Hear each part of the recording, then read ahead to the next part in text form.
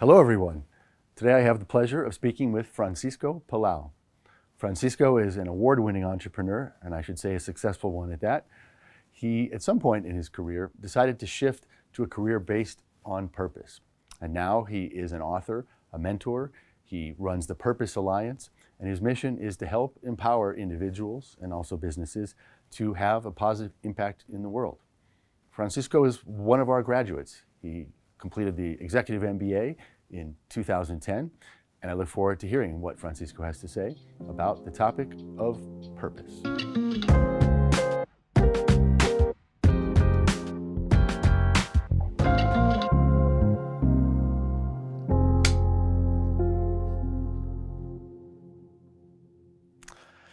So Francisco, it's fantastic to have you here to be able to talk about the topic of purpose and your career and how you found your purpose.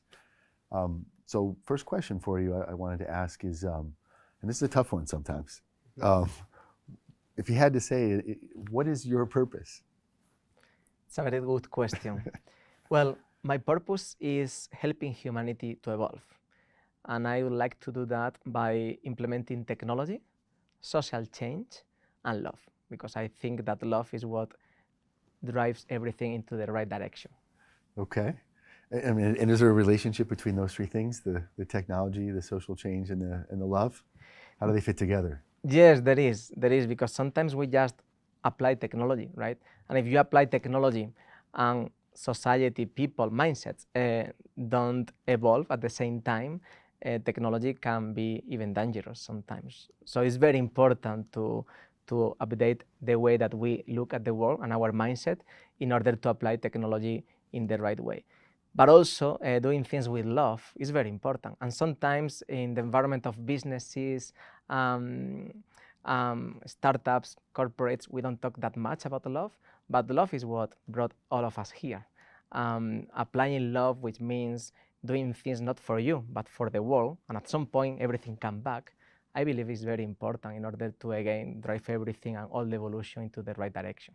So it's this mission of having a positive impact on people, and your book is called Positive Impact, using technology, social change, and this concept of love as you've just defined it.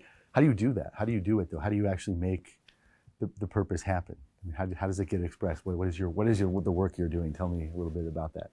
Sure. Well, purpose is maybe the starting point. Sometimes I have to say that there are people who are not aware of their purpose. It shouldn't be like a big deal, because some people sometimes struggle thinking what is their purpose. Well, sometimes we are not able to define the purpose with words. It doesn't matter, but at least thinking about what is the reason why we are here in the world, right? Being able to dig in a little bit in ourselves in order to provide meaning to everything that we do. Because what happens is also that just purpose by itself does nothing. Having a purpose is like having intention, good intention, but you need action. So it's purpose plus action what really makes positive change. So what I have been very inspired about is trying to guide people based on not only my own experience as an entrepreneur, but also based on many other people's experiences about how to activate our purpose, our positive intentions, in order to really make things happen. You mentioned the word inspiration before. I'm wondering, is there a particular person, maybe a famous person, or it could be an actual person that was part of your life that served for you as a kind of inspiration to dedicate your career to helping people discover their purpose, a role model or someone like that? Yes, there is. It was my grandma. Okay. Yeah, La abuela. because mi abuela. I was so connected to her that I was realizing when I was growing up that I was so lucky to meet her, because humans, some generations ago, we were living so little time. I mean, before we started to advance in science such as healthcare and many others, the average expectancy of life, it was 30 or 35 years, right? So if I was living 35 years and my grandma was living 35 years, I wouldn't have met her, right? So just because society, civilization and technology is evolving and we are able to live better and to live longer, I was able to have this so special relationship with my grandma and with many other people, right? But knowing her, who had a very strong set of values, being inspired by her daily life, again, being able to meet her was what brought me into willing to help the world to go beyond our status, being able to have amazing experiences around us. But in general, it's not only about one person, right? Because in my case, my grandma was making a very important footprint in me, but it's also about humanity. I'm inspired by humanity. I'm inspired by people. I think people, we all are amazing, and we can do many, many good things. There is a lot of bad things happening in the world, but at the same time, there are so many good people doing amazing things, and I'm inspired by every single person who is trying to improve the world in one way or another. So I'm inspired by people, and this is why I want to devote my life for humanity.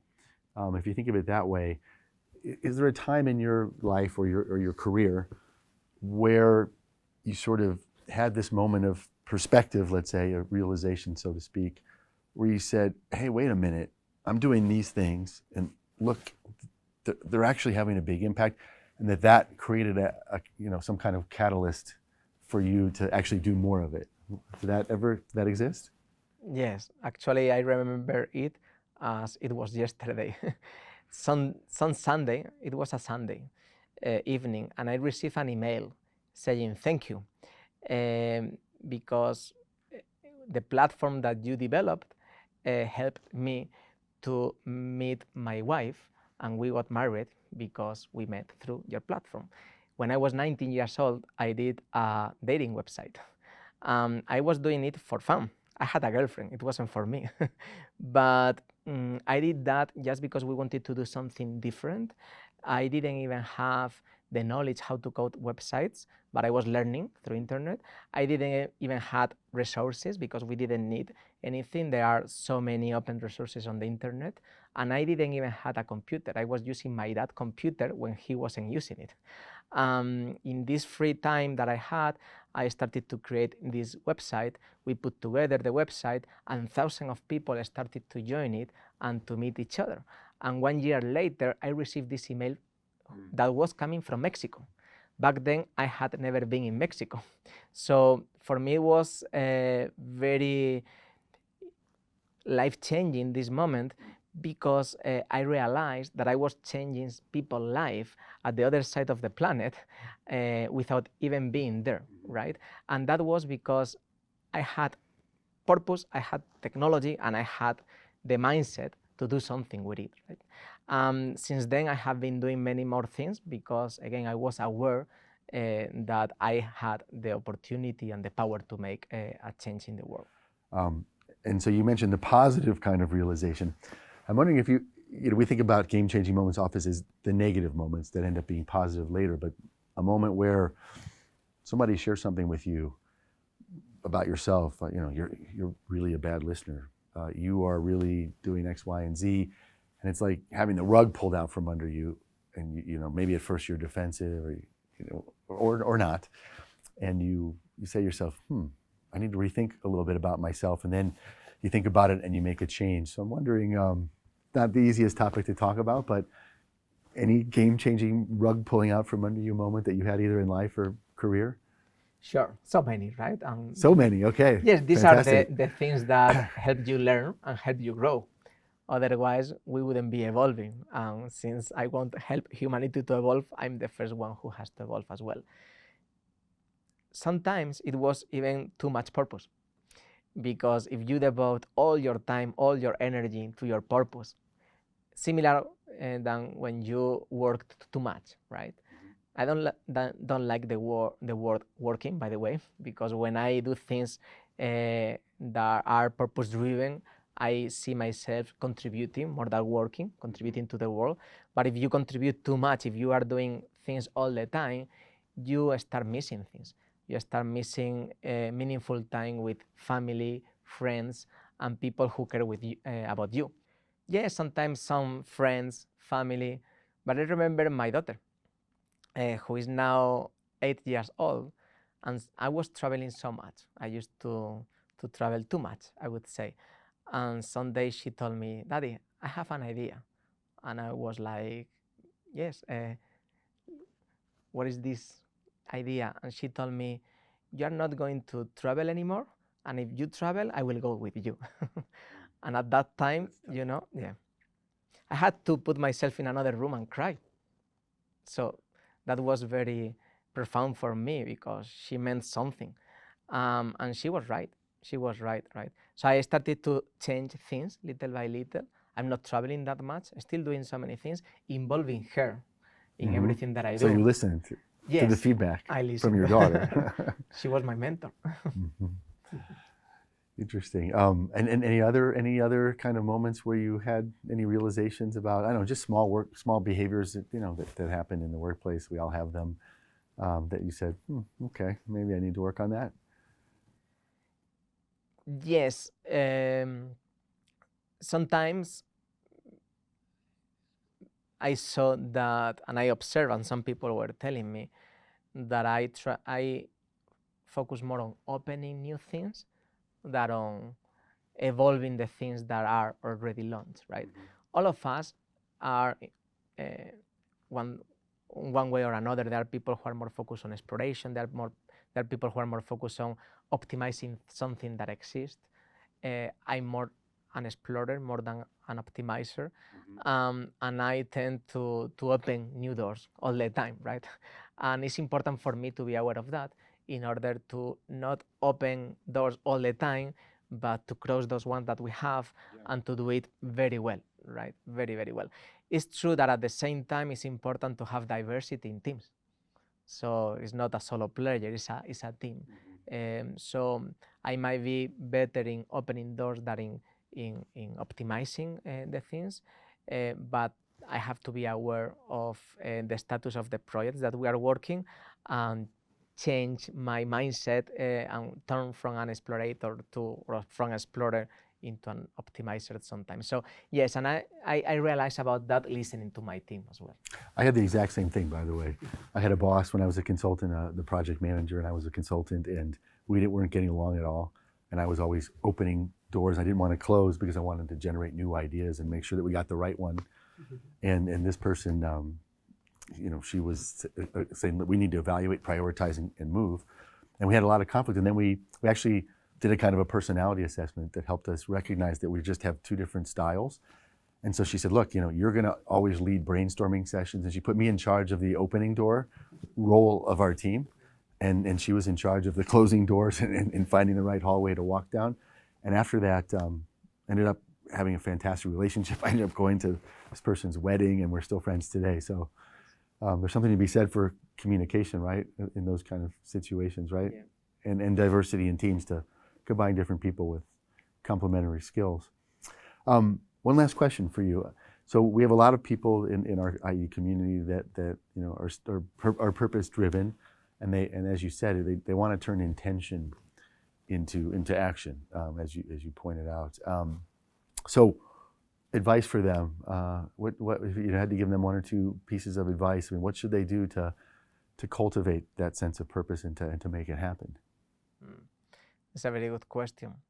Well, first of all, I believe it's very important to be aware that we all have a lot of power in the palm of our hand, right? Because we have technology, we have access to knowledge, to amazing educational institutions.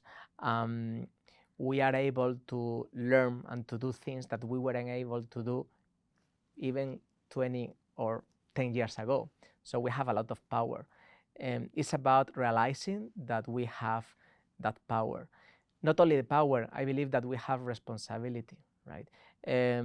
We are innovating all the time, we are creating new technology, but still the biggest challenges of the world are there.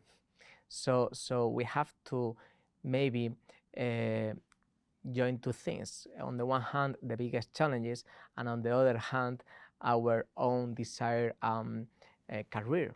because if we do things in a meaningful way, we will be able not only to improve and to change the world for the better, but also to get connected with the best opportunities. So first of all, I would say that being able of our own power. Second, of the responsibility that we all have to do. We all have to actually share. And the third thing is collaboration with other people, because none of us can do things alone. We need to do everything in teams, in communities, knowing the right people. Be surrounded with the right people is key in order to be successful. And that was actually one of my biggest assets that I got in the IE, because During your executive MBA? Yes, yes. I have met, or I met there, some of the most important people in my life nowadays. Actually, I came today with Soledad Llorente, who is now teacher in the IE. We both do so many things together, but not only with her, but with other people of the IE. The other day I was talking to my daughter and I was saying to her, you know, friends are very important, and the type of friends that you have will shape you in the future, right? And will shape the things that you will be able to do. So yes, first of all, going back to the question, is being aware that we have a lot of power. Second, let's use this power into the things that are worth solving, the biggest challenges, even local challenges, but real challenges. And the third thing would be not doing things alone, but doing things in teams and in community in order to maximize our potential. Well, three great messages. Thank you for sharing those and the other thoughts that you shared with me. You know, I think in some ways you were ahead of your time, right? I mean, now everyone's talking about purpose, and so many young people and actually mid-career people are looking for meaning. They're looking for ways to find purpose in their work or on the side, outside of their jobs.